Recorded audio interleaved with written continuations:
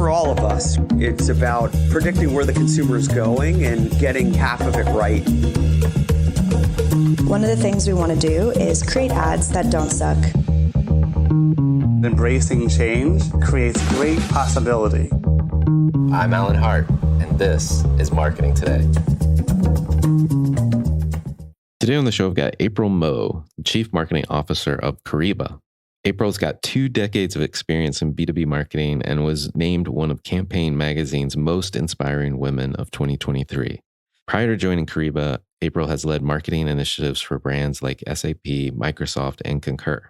Now, Kyriba is a liquidity performance platform that helps companies such as AIG, Snap, Spotify, Peloton, and many, many others gain real-time visibility into their cash balances. On the show today, we talk about the rebrand that the company has gone through, how branding in B2B industries can be challenging and susceptible to scrutiny. We talk about her life experiences, both as an Asian immigrant and in industries like software and technology and finance that, you know, is not always that conducive to people that have the experience and look like she looks. And then we talk quite a bit about the evolution of marketing, what you should be thinking about in terms of being successful within your career and how to get ahead. So I hope you enjoy this conversation with April Mo.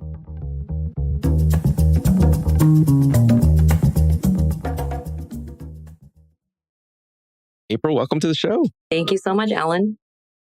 I'm looking forward to this conversation. I think before we get into your background in terms of career, I know you came to the U.S. in your late 20s and curious about that experience, what that was like for you. Thank you for starting with that, Alan. So I'm Singaporean, used to be until I decided to naturalize last summer. But at the age of 27, that was 13 years ago, I decided to move to the U.S. from Singapore for love.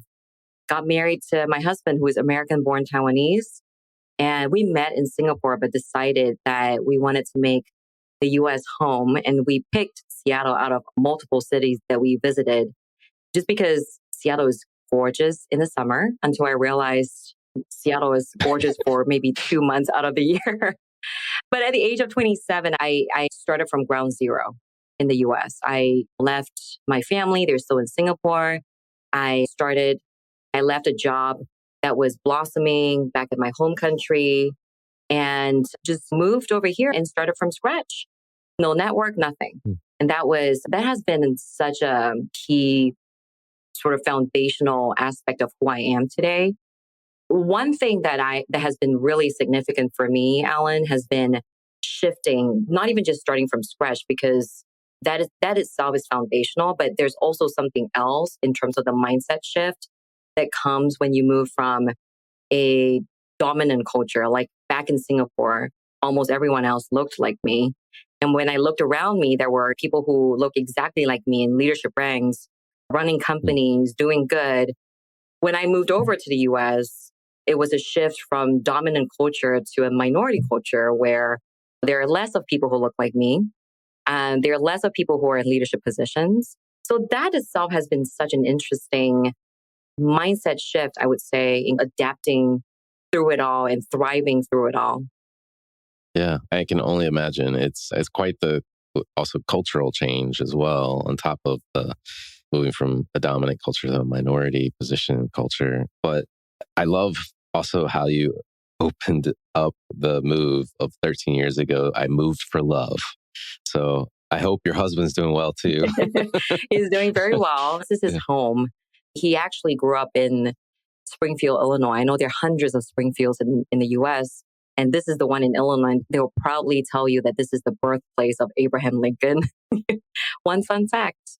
But he has been so supportive in that process of just showing gratitude to me for being open to moving and leaving my family behind and my network behind to start afresh.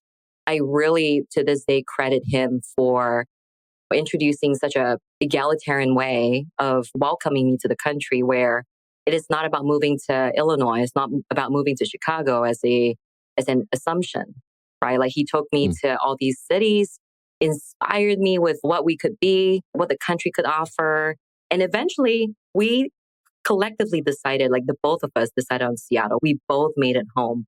So in some ways, he really started also from scratch with making Seattle his new home, his permanent home. I love that. Love that. It reminds me, it's a weird analogy, but I don't know if you ever watched the show House Hunters on TV. It's a real estate show where, and they have a House Hunters International version. You guys were doing House Hunters International, but trying to pick the city, not the house. Pick the city. That's right. And then we landed right smack in the middle of summer in Seattle. And Seattle was just in full display during that time in September. Gorgeous. Yeah, that's awesome. That's awesome. From coming to the US to your career, like where did you get your start in your career and how did you end up now as the chief marketing officer at Kyriba? That's a great question. I cut my teeth in PR, in public relations. So for the first third of my career, I really grew up, right, in PR agencies where I learned the bread and butter of really impactful, effective storytelling. I understood that sometimes the medium is the message, and I understood how to really connect with your audiences. So I cut my teeth in PR. During my time, I worked at a variety of PR agencies and worked specifically at a juncture in I think the 2010s, right when startups and unicorns were such a hype, launching tech startups as well. So that was very, I think, foundational to a lot of how I operate today. And then from the PR standpoint, I started to develop this curiosity around the sum of the parts. And then realizing that PR is such a wonderful, influential mechanism, but it is one out of several tools in the tool bag for a company when it comes to growth. And so I was really spurred by my curiosity around how all the sum of the parts of a company come together. How do they interlock and how do they spur a company in terms of growth? And I decided to take my career in-house. I was recruited into Microsoft where I led Microsoft Office ecosystem PR for a year. I was then recruited into SAP. SAP was exceptionally instrumental for me as a professional today because it was within SAP that I got a lot of exposure really to the boardroom.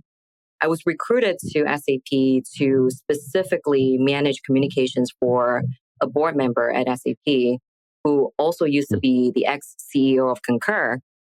And during that time, it was so eye-opening to be able to understand the true heartbeat of a company and the true concerns of decision makers behind closed doors. Then my path at SAP led me to another role, and that is the role of chief of staff to the president of the SAP ERP business. And you know that, and we all know that SAP ERP is SAP's cash cow. So that was again a front row seat into understanding the true concerns of decision makers. What are the levers that need to be pulled in order for a company to really succeed and to grow? And then from there, it just really took off because in every path, every stepping stone, like I was meeting people and leaders who trusted me to run their businesses for them. And was at that point on, not only did I have a front row seat into how businesses are operating, I was also earning the faith and the trust of a lot of leaders. And they started to shape me in the direction of becoming a CMO. So here I am, 2-time CMO. The first time was at my previous company, SUSE, now at Kyriba, and feeling really privileged to be able to see and steer company growth through the lenses of marketing at this juncture. Let's talk a little bit about Kyriba. What is the scope of the company and who do you guys serve today? So Kyriba, at a very high level, Alan, we're the only fully integrated solution out there that serves treasury needs, risk, payments, connectivity, and working capital. And we're a platform, a single SaaS platform that is fully unified with over 80,000 users with the ability, empowering them with the ability to choose from 14 different languages. What we do and who we serve, let me start with who we serve. So we serve the CFO audiences, finance teams, and treasurers. And we also intersect with IT teams and CEOs. And what we do is that we help our clients break what we call the liquidity gridlock. And by that, we're talking about the pain point, this gridlock that most finance teams out there are experiencing. So they're experiencing that very visceral challenge of being systemically hampered by broken finance systems, disparate processes or manual processes that's preventing them from having a very full view of their company's liquidity.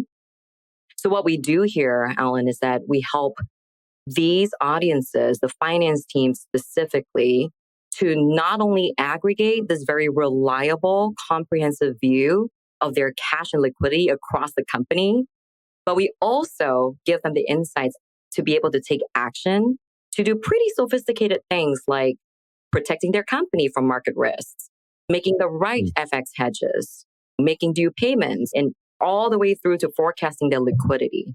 And that is what we call empowering them with liquidity performance. So really, we're in the business of liquidity performance. Got it. That's the blood, the lifeblood of an organization. That truly is. You might, yes. Yeah. I might have seen that somewhere. It's definitely how we see it. And there's one really interesting thing that we discovered along just during the course of some research in my early days from 8 months ago when I started Kyriba. And this is the notion that CFOs in general are actually experiencing more success the more closely coupled they are with their treasurer. A CFO that's distant from treasury or being able to understand the liquidity performance of the company tends to actually not perform as well as the ones that do. And that was very eye-opening for us too. That's interesting. But it makes sense. I think about the CFO. I'm not a finance person, but in my layman's view, the CFO is the ultimate reporter, if you will, of how the company is performing. But without understanding the liquidity, which I think the treasurer probably has the most responsibility for because of where are we storing our investments? Where's our cash position? Right. Account payables, receivables, all that kind of stuff. And without that, you could do all the reporting in the world, but if the body doesn't have blood flowing through it, the body's going to die. That's a good way of thinking about it. Yeah. And specifically because liquidity really touches on some key KPIs that CFOs are measured on, like EBITDA, operating cash flow. So naturally, having not just understanding it, not just being able to see it, but being able to apply liquidity and connect that to where they need it to go is so advantageous for the company and the CFOs. And that's really why as a 24-year-old company, we have had very good success in establishing our footprint in the market as a market leader today in exactly what we do. Love it. You now, I believe, have just not too long ago gone through a rebrand. Tell me why a rebrand was the right move and why it was needed then. Another great question. As I mentioned earlier, we are a 24-year-old company. And it just felt over the course of the past year, it just felt like the right time in our growth and our evolution to do this. Because Kyriba had never done a rebrand before.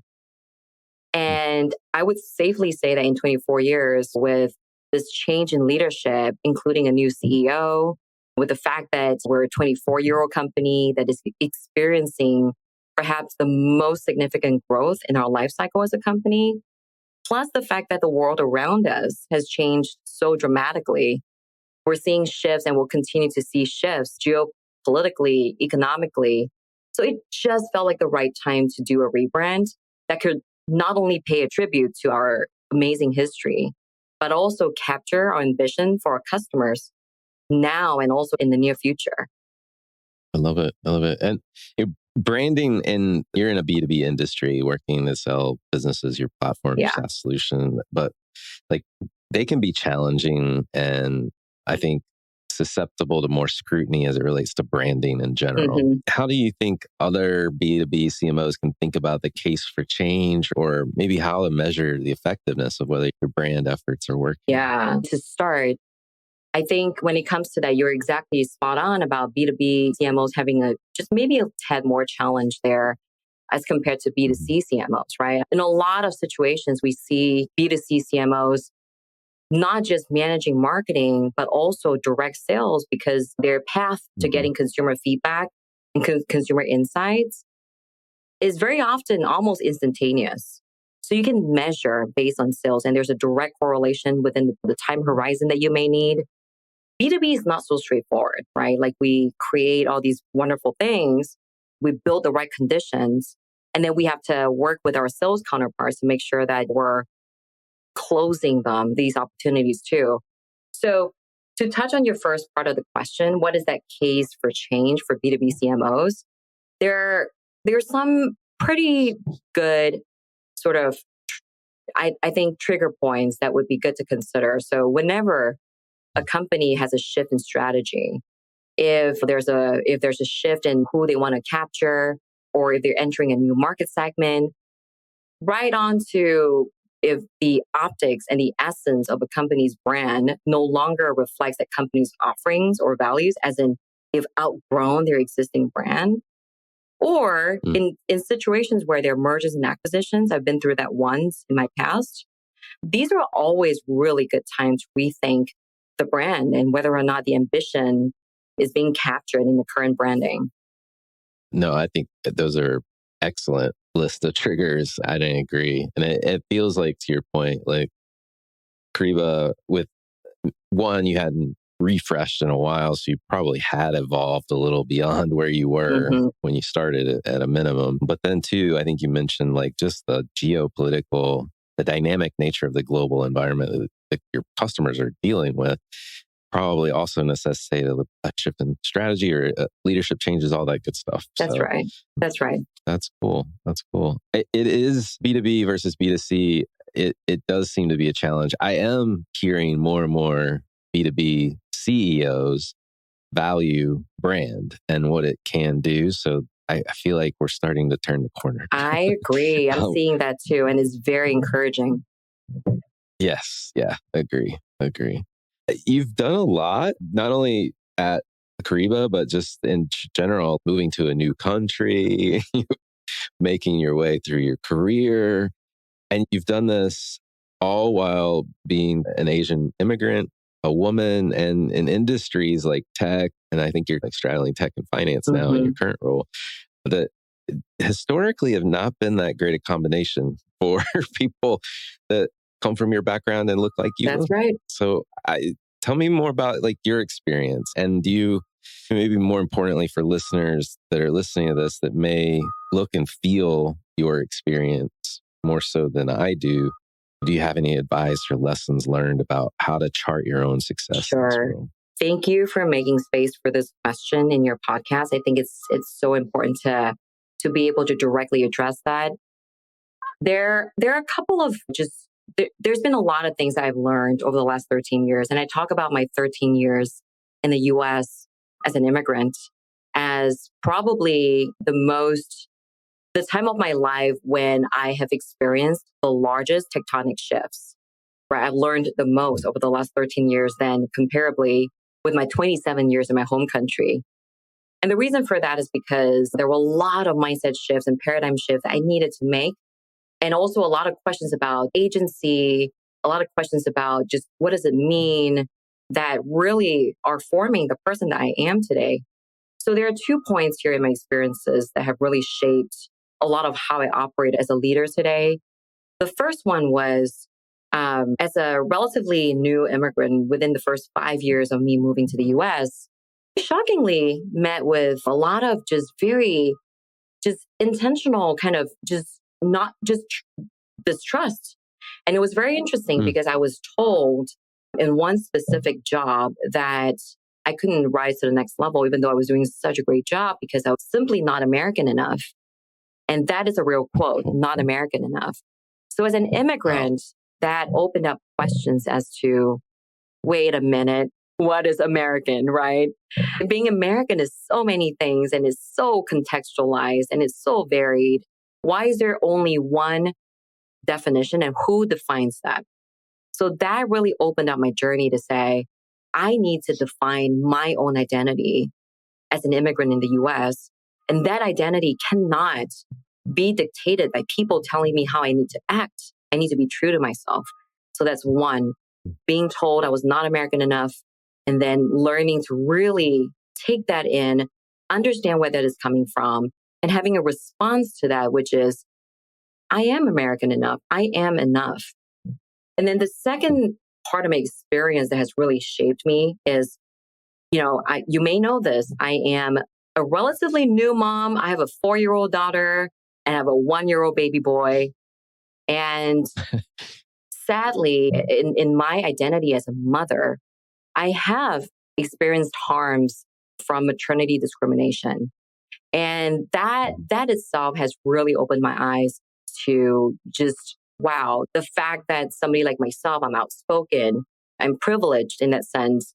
Somebody like myself to experience that, it really broke my heart thinking about people like myself who may not be in as privileged positions to be able to defend themselves. And whether it is as an immigrant or as an immigrant mother, I've experienced just some of these discrimination that's come from that. And in exploration and having conversations with the community around me, I realized that this is far more prevalent than I would think it is. Coming back to advisor lessons learned, I would say as working professionals, no matter who we are, first, always build that strong currency of performance. And then at the end of it, it is to be your strongest advocate. Be your strongest advocate. Do not expect that anyone else, do not assume that anyone else would naturally fall as your advocate, but be your strongest advocate and own the space that you operate in. I love that. I love that. And you're so true in terms of use your strong performance as your currency. I think I might have muddled your words, but you said it better than I did. And then be your own advocate, because I'll add on to that. No one else will. Exactly. Exactly right. Yeah. And it's so sad that you had these experiences, and the quote of not being American enough, that just hurts me as an American. Like, this country was founded on immigrants. That's exactly right. So it hurts at a core to someone like myself that respects what the country is built on, to be honest. And then the mother component on top of it, and what you went through there, it's so systemic, right? Some days it's hard to understand if we're making any progress, but I think you being able to share your experience and lessons that you have for others, I think goes a long way to helping other people figure out how to break the system, and let's rewrite it. Thank you so much for acknowledging that, Alan, and also for saying that specifically for East Asian cultures or Southeast Asian cultures. We're heavily influenced by Confucianism in our culture. I never went to school to learn Confucianism, but it is embedded in our DNA, in how we operate as a culture. And one aspect of that makes it a little harder for my advice to be taken, which is to be our strongest advocate, is the deeply embedded sort of humility, right? That the culture really embraces. So within our culture, there's just this sense of listen to your elder and respect your elders and respect people in higher authority, and making sure that you're exemplifying humility in everything that you do. And the thing that I'm suggesting, be your strongest advocate, especially amongst Asian American communities, could be the hardest thing to do, because we're not just advocating for ourselves, right? But we have to do the work of undoing some of the parts of culture that no longer serve us. That's very true. Very true. I feel like we've probably talked about elements of answers to this next question, but I'm going to ask it anyway, because it is my favorite question to ask everyone. And you can definitely harken back to anything we've talked about before. But the question I love to ask is, has there been an experience of your past that defines and makes up who you are today? Absolutely. While you remember what I just said about being told that I'm not American enough and my maternity discrimination, at the end of it all, really, these experiences tell me that no matter how hard things feel, there's always tomorrow. And I really have gone through what I believe to be some of the darkest, there's this phrase, the dark night of the soul. There have been some truly dark periods, but what I've learned to realize, and sometimes that could be the only thing I rely on is that there is always tomorrow, and tomorrow is another day to get up and go. And that touches on grit. Let today take care of itself. Get up. There's another tomorrow. Tomorrow's another chance at making it change or making it work or making it different. I love that. Is there any advice you'd give your younger self, that maybe younger than 27-year-old self, that if you're starting this journey all over again? This question has sparked a lot of thought in me, because I also think about not just my younger self, but also my two children. When in 10 years time, in 20 years time, what advice would I give them? I think specifically for me, to my younger self, it would be that I am enough. I think I spent a lot of time in my younger self not feeling like I was enough, feeling like I needed to be more of something. I needed to be smarter. I needed to do this. I needed to do that. And a lot of that was really just deeply rooted in not knowing who I was and thinking, who am I? But the advice I would give now, 40 years, just at the age of 40, really is, gosh, at every stage of your life, you are enough. You are enough. You don't need any more. You don't need any less. You're perfect exactly the way that you are right now. And to just go easy on yourself. I love that. Is there a topic either you're trying to learn more about yourself, or you think marketers need to be learning more about today? That's a good one. I think about that a lot. And the topic, I'm not going to say AI. I think the whole idea of just for marketers, what I've come to realize is really important is to really get into the business, get outside of just being within the marketing silo and understand how everything interlocks within a company. What drives growth, right? So how does product come together with revenue? How does that link up with customer success? But really taking the time to understand the parts of the business to then be able to see where marketing can influence, see the big picture and not lose the forest for the trees is something that I think we can all do better at.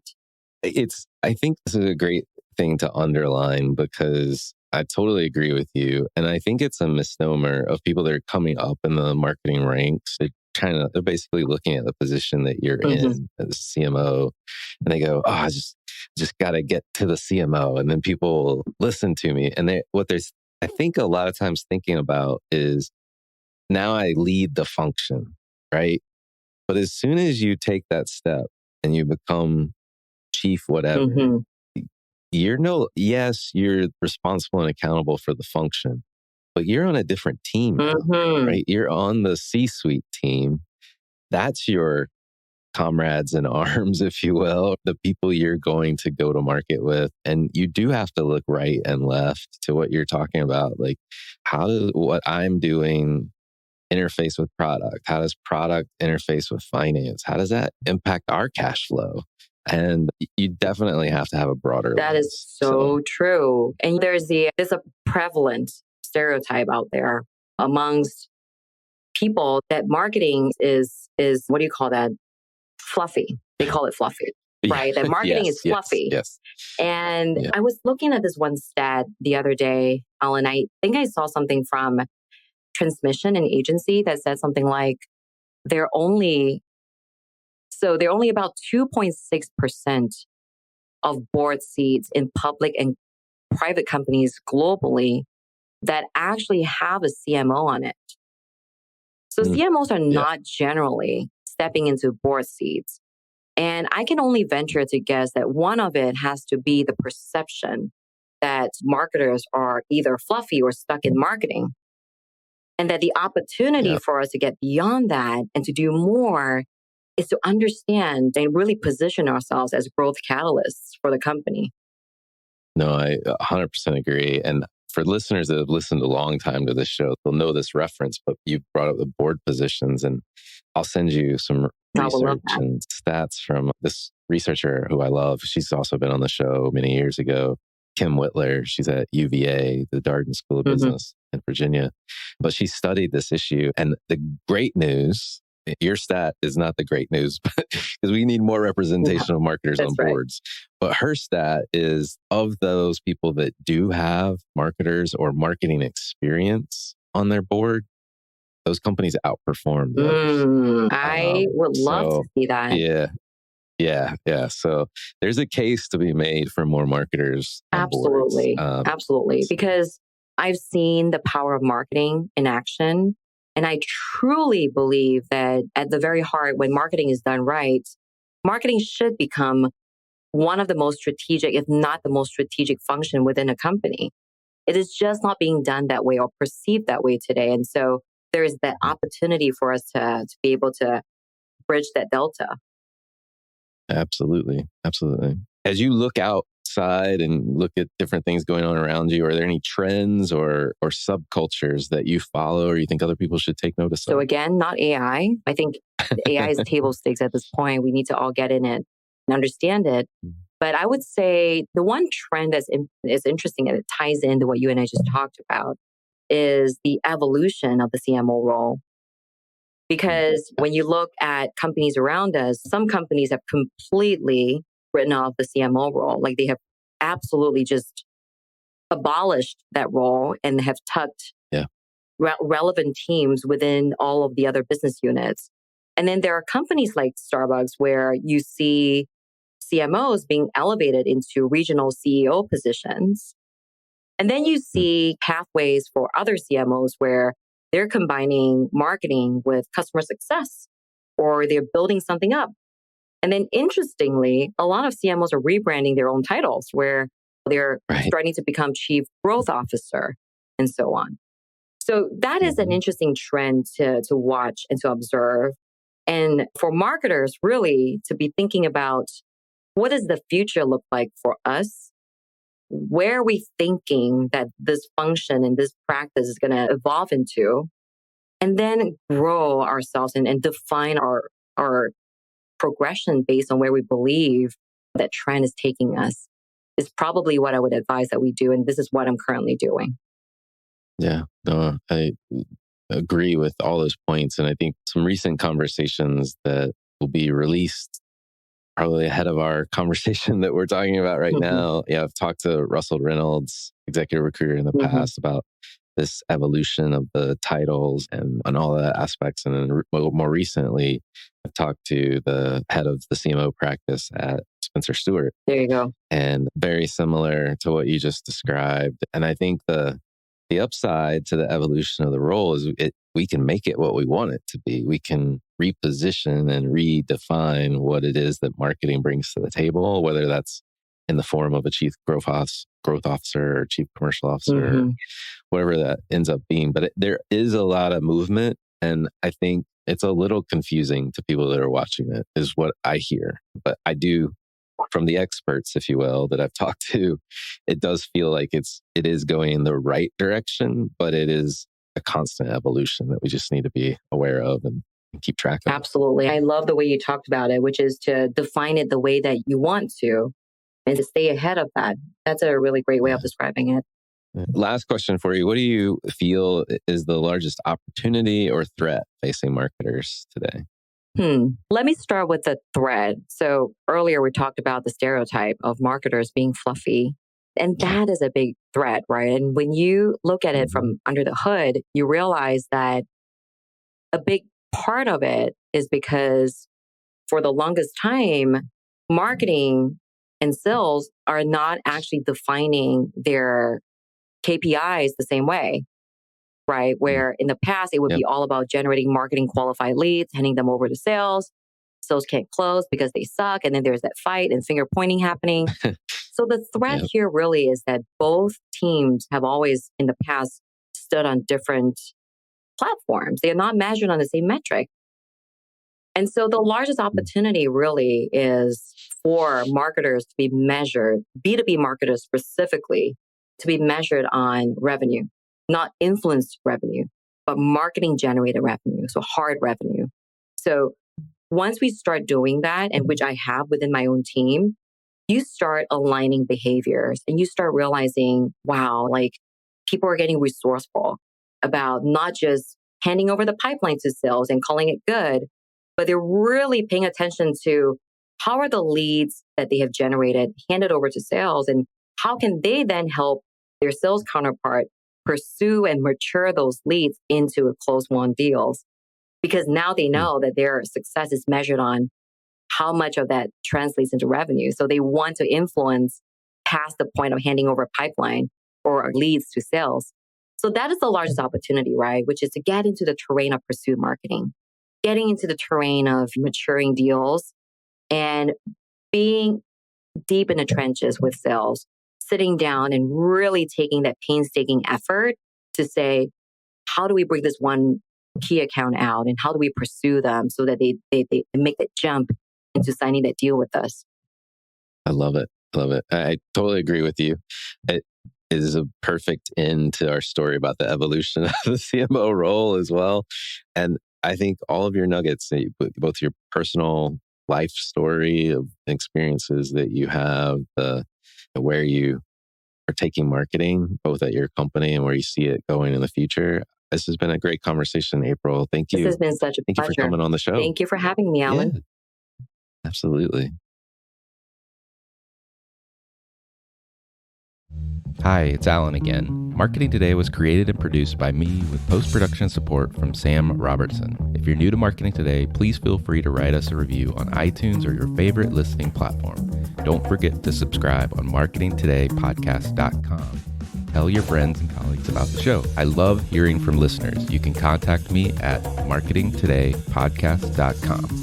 There you'll also find complete show notes and links to what was discussed in the episode today, and you can search our archives. I'm Alan Hart, and this